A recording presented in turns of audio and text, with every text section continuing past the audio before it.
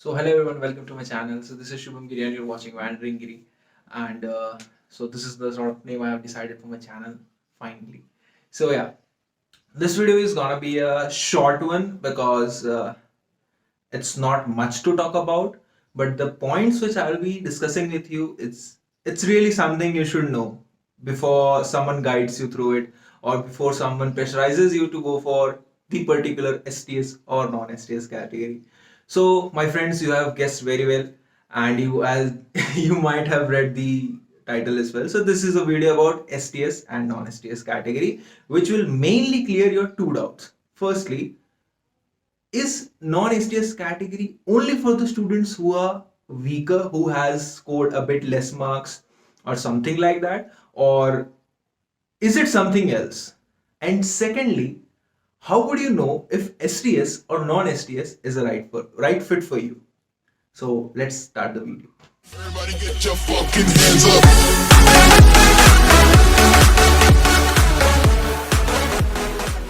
Firstly, let me give you a brief about what is non-SDS and what is SDS category.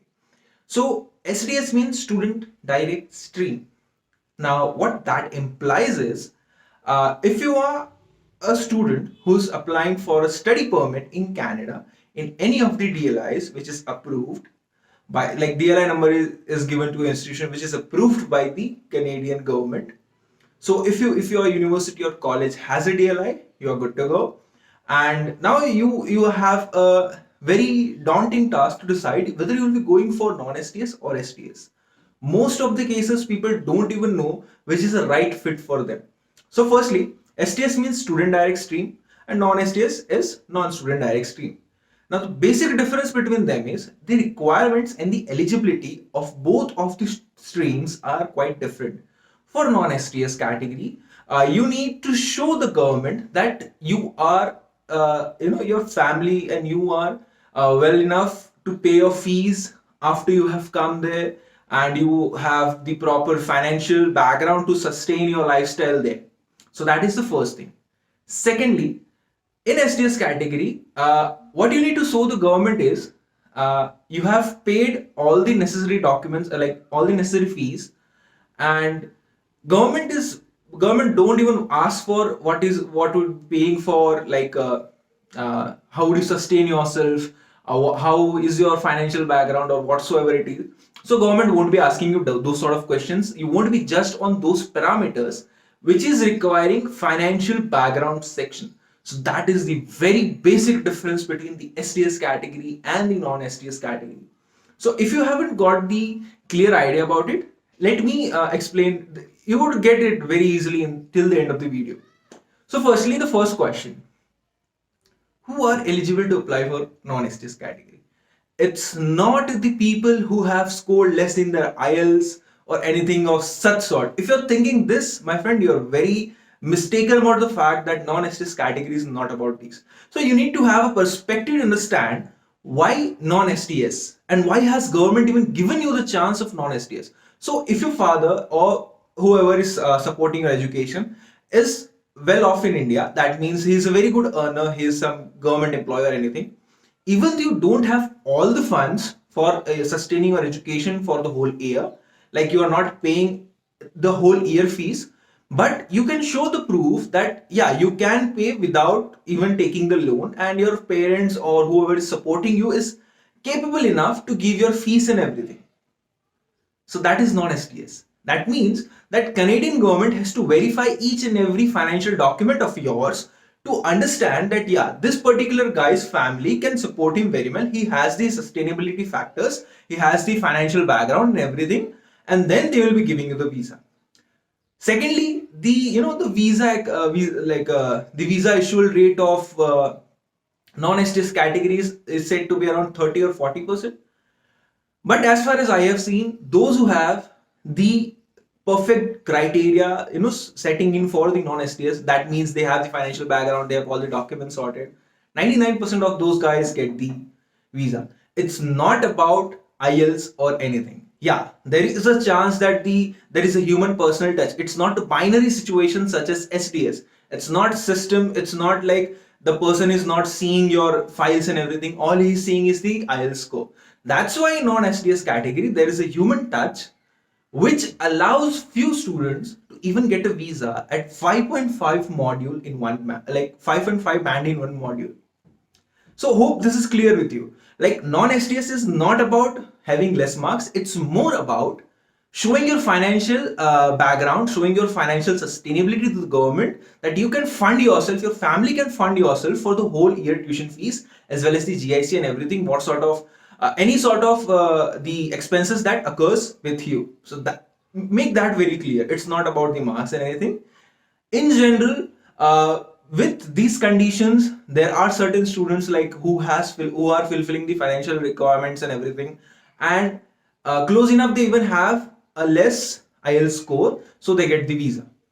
Because of that human personal touch, they get the visa, not because the Canadian government is accepting few students at 5.5 bands if they are applying for non-SDS category. It's not so for SDS category. Now, if you're a student and your family is like your family cannot support your education throughout your whole the 2 years or 1 year course, so you would be opting for a loan. Now, when you opt for a loan, you can pay your fees semester by semester. That is totally upon you. You can apply for the loan and apply for non-SDS category as well. But most of the people, most of the middle class students like me, what we do is we apply for the loan, and we pay the whole 1 year fees. 1 year means 3 term. I have to study for 4 semesters. So like 75% of my fees is already covered. All I have to, save is that particular one semester fees. So 50% of GIC and a bit of work can easily do that.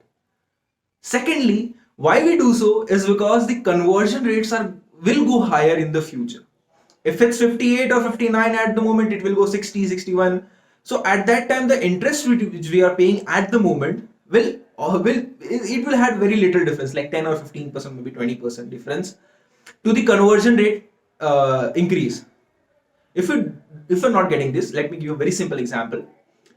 $10,000 is 5,90,000 rupees at the moment. It may be 61 or 62,000 rupees, 6 lakh to 10,000, 20,000 rupees after a year or year and a half. So that 20,000 amount or 30,000 amount is extra. If you have paid that in advance, that 30,000 you could have saved. And given 8% interest or 9% interest of 6 lakh rupees is 54,000. Assuming like 9% was on the higher end, mine is 8.3.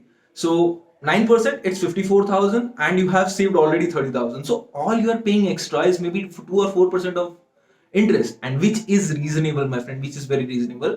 That's why most of the people who are applying for SDS category pay their 1 year fees, and it is a requirement for the SDS category as well.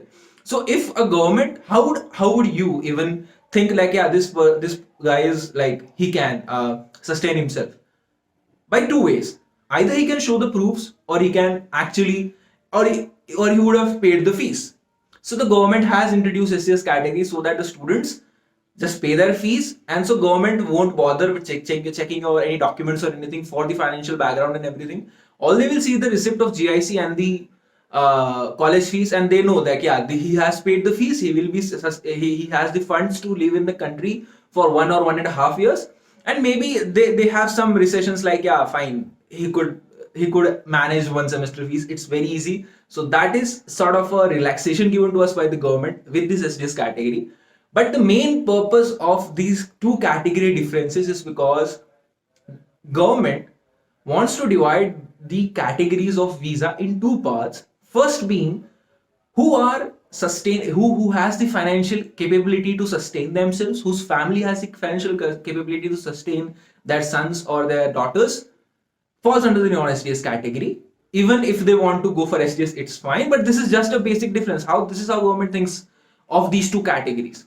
And for the SDS guy, government thinks like, yeah, he has paid all the fees, all the GIC, everything is sorted. So we don't need to look in these person's financial background, and we can give him visa very easily. That's why people who say that the success rate of getting SDS visa is higher, because government won't look into your background. Because you have paid the fees, and their notion is very clear that this guy has the capability, this guy has already shown the capability, and now whatever is left with your home country, or whatever bank you have loan taken from, they don't even think about it. Like, they have got their money, they know that this money is with this guy for 2 years, then whatever happens is on his and his family and anything, but for the time being they are clear that this guy can sustain himself. So this is pretty much it, man. Like, if you want anything extra regarding non-SDS or SDS, uh, maybe I could help you out if you can message me on Instagram or anything. I'm very active on the WhatsApp, sort of like all the office work is mostly rolling around WhatsApp. So I'm in 4 or 5 groups maybe. I'll be posting my I just promote my videos there. So you can message me. It has my number. I won't be sharing my number here. So it has my number. The people who know me, they can message me. And if you have any further doubts regarding SDS or non-SDS, please message me. I'd be very happy to help. Thank you. See you next time. And the next video would be about the loan process. So yeah, hope so you like that as well. So if someone has seen this video till the end, they would know like what is the next video coming about. Okay, so fine. See ya guys. I would say good night. Yeah.